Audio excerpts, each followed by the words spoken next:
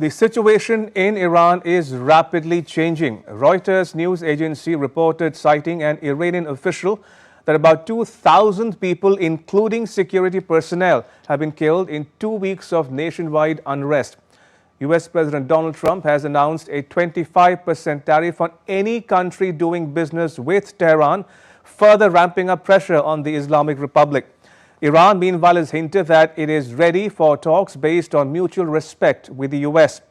Meanwhile, France, the UK, Spain, Australia, Finland and Germany are trying to corner Tehran into giving in to global pressure. But Tehran insists that it has regained control after successive nights of mass protests. Aarti Rana has more. Iran is an inferno of protest once again.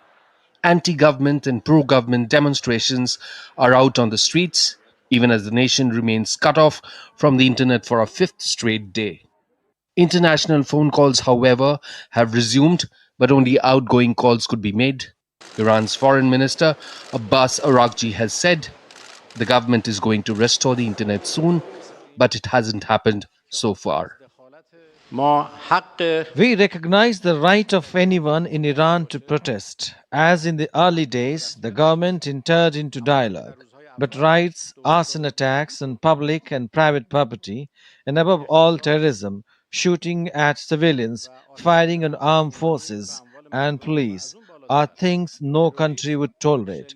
I hope that some countries that have taken very misguided positions will pay attention to the realities on the ground.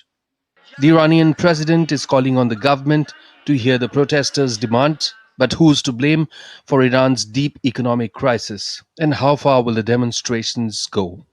Iranian officials have accused the United States and Israel of deploying foreign agents to the country to instigate violence, justifying the crackdown.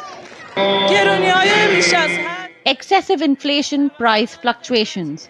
My husband has an online shop which is now short, and all these are troubling. All that said, I'm here participating to defend my country. US and European governments are working in tandem to pressurize Iran.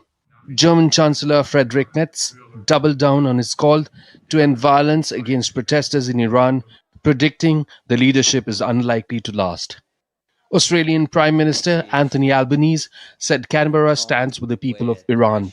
We stand with the people of Iran in fighting against what is an oppressive regime, one that has oppressed its people. We want to see a functioning democratic Iran in which human rights are respected. Qatar and China have shown support for Tehran. Qatar warned that a military escalation between the United States and Iran would have grave consequences for the region.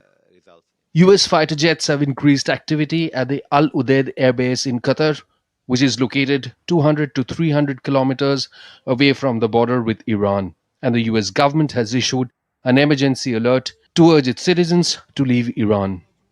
We know that any escalation of the sort that you described would have catastrophic results in the region and beyond, and therefore we want to avoid that as much as possible. And the US government has issued an emergency alert to its citizens to leave Iran at the earliest. US President Donald Trump also announced an additional 25% tariff against nations doing business with Iran.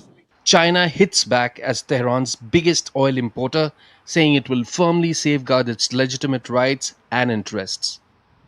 China hopes and supports Iran in maintaining national stability.